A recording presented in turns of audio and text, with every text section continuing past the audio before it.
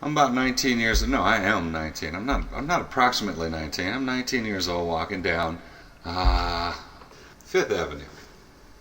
No, it wasn't either. Yes, it was Fifth Avenue towards Central Park, New York City. Now it's August. It is 90 degrees outside anyway, 95. Really, really hot day. And I got a friend with me, and we're walking along. And first of all, we're heading for Central Park to watch the dog frisbee catching contest. You know, where the people flip the frisbee across, as far as I can, and a little doggy runs under it and jumps like 55 feet in the air, catches the thing. Well, they had the annual frisbee throwing dog catching contest thing. In fact, I think that's what it was called, going on. And we wanted to see it. So I'm 19 years old, right? I'm a rebel with absolutely no cause whatsoever. Just full of piss and vinegar. It's Saturday morning. It's a beautiful sunny summer day. It's hot, but when you're 19, nothing bothers you when you're 19, by the way. Those of you who are 19, enjoy it. Those of you who remember 19, remember that? Do you remember that? Nothing in the world bothers you at 19. You're in no pain. And even if you are in pain, it's gone in a minute and a half. I love 19. I want to be 19 again. Even more than 21. 21 was great because you're legal, although, I was served anyway since I was 14. Never had a problem with that. I always looked older than I was. So, but yeah, when you're 19, you can do anything, and you just feel wonderful. I mean, most people, like now, you walk down the street. When you're 19, you float down the street. You just fly down the street. You can run and never break a sweat. You can leap 55, 60, 80 feet in the air. You can get drunk and never have a hangover, never touch an aspirin. You're Superman when you're 19. You really are. I think prime time is 19. From 19 to 24. Prime time, baby. You can do anything. You can go 30 nights you can go a month without sleep and without any problems when you're 19. So anyway, me and my friend were walking to Central Park. And so she gave me this look. I know what this look meant. This look meant, oh, isn't this romantic? You get that look. I reached over. We were passing by a little outdoor cafe. I reached over. There was a little doll, a little Cupid doll sitting on someone's table. There's a bunch of people having brunch or something. I just grabbed it off the table in front of them and handed it to her. I said, here, it's yours. Enjoy it. Nobody challenged me. That's another thing. When you're 19, nobody challenges you.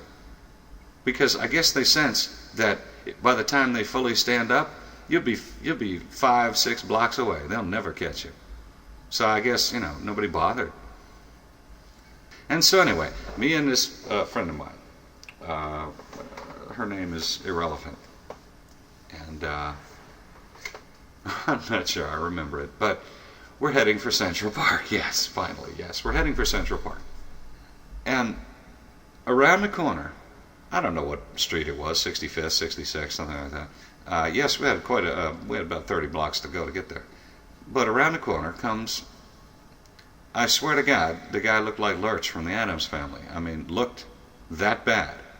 Dead. The man looked dead. And he passed right in front of her and looked down at her and looked as if he was going to pick her up and run away with her. He got this look on his face like, that's what I want. Where can I get one of those? And me, being half drunk already in the morning on Saturday at 19, get started early. Why wait? So, so Lurch, and the guy's like 7 feet tall, Now, I'm not a shrimp, I'm 6'2", but 7 feet, it's a whole different game. I mean, we're talking an entirely different, just this monstrous guy who looks like Lurch and he looks like a corpse. And I want to tell you, ladies and gentlemen, the smell that came off of this guy. So anyway, he passes in front of us and stops, looks down at her with this look on his face that says, I want, gimme, gimme. And she immediately, like melted into me, like just hugged me, grabbed me so tight, and just started becoming one with my thigh, just squeezing into me. And I'm looking for any other place to be in the world, because frankly I don't know this person all that well, and I'm certainly not going to die for her at this point. No, I suppose I would have done the gallant thing. Is it gallant or gallant? I probably would have done the gallant thing, got myself murdered for her. But so he actually reaches out a hand toward her, and I'm telling you, it was like Day of the Dead, and I just reacted. I just flat out reacted. I kicked his hand away up in, and my legs just went up in the air, and I just kicked his hand away, and he twirled and spun, as did I. I spun, landed on my feet, and he spun around, and he looked at me, and I'm not making this up. He looked right in my eyes and spun around again. And then he stopped and looked at me, and he spun around again, like he was mocking me, right? And I'm getting a little nervous now, because I know that this guy could murder me. And this girl, she screamed when I jumped up and kicked his arm, She screamed, and I guess she was behind me. Well, where else would she be? She wasn't in front of me. So what I did was, after, and I'm not kidding you, after about 5 mocking spins, the guy stops and reaches out his other arm and starts heading towards me. And I swear to you, it was just like Night of the Living Dead. He didn't say anything, but his eyes were just murderous. So I grabbed this girl, and instead, I'm not gonna fight and die on a city street, at least not that day. I had plenty of other days to fight and die on the city streets, as I did. But that particular day, it was too nice a day. So I grabbed her, I picked her up, we jumped over the railing into yet another outdoor cafe, and we went inside, sat down. I sat her down at the bar, which, those of you who are not from New York or that area, this place is open 24 hours a day. So yeah, it was a Saturday morning, but that doesn't mean the bar is not open. Oh, the bar is open. The bar is always open. New York never, the party is in New York. So, yeah, I sit her down. I haul ass back out to the door, take a look at where this guy is. He is stepping over the railing to come inside. But it's bad enough to have to fight him out in the open, but I sure as hell don't want to fight him inside the confines of this little bar, because frankly he could have picked me up and thrown me anywhere. I didn't want to go crashing into the mirror behind the bar. This would be frightening enough happening to anybody on a normal day, but this happened when I was in my prime, and ready to spring into action at a second's notice.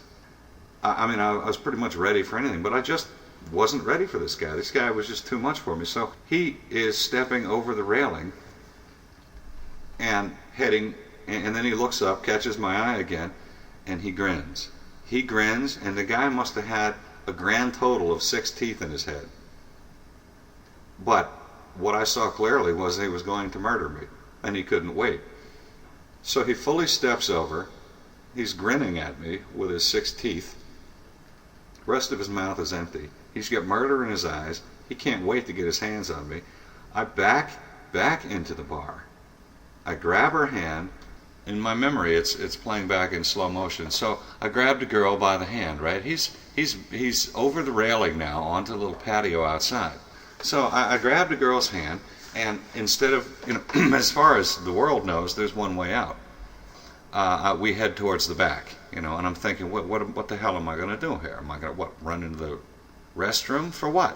Because if he's coming in and he wants to take me, he'll take me. I'm sorry, but he's bigger than any bouncer in the place. So I get, and I didn't see any bouncers anyway. All I saw were little waitresses in uniforms and people having Eggs Benedict and stuff. And I'm dragging her towards the back of the little cafe. And I said, brilliant idea, let's go into the kitchen. So we go into the kitchen, okay? Now, I'm famous for slipping in and out of places. I was very famous for that. I could slip into a place and slip out. and going, pretty much undetected. Or if I was detected, I just act like I was supposed to be there. It was no big deal. I could do this. It was a gift. So I slip into the kitchen. I slip in with her, and boom, there's an exit in the back. All right, there's howling and yelling going on in the kitchen, pots and pans. We slip out the back door, completely undetected. Actually, the back door to the alley was ajar. So we slip out, completely undetected, and then we come around.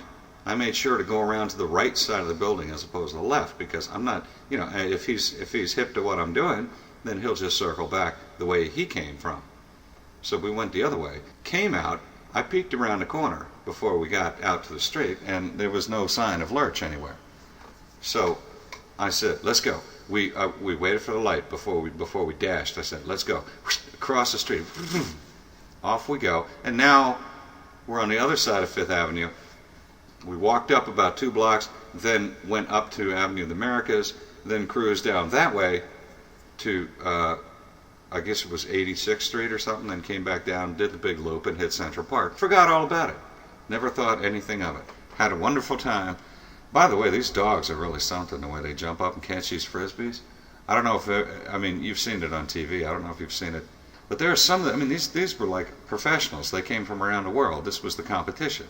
And some of these dogs who get going like 80 miles an hour and just leap, airborne.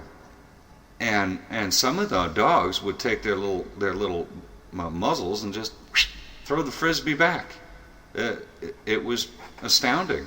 Anyway, so we had a grand old time. Got drunk as skunks and high as bats, and just had a wonderful time. And never thought any more about it.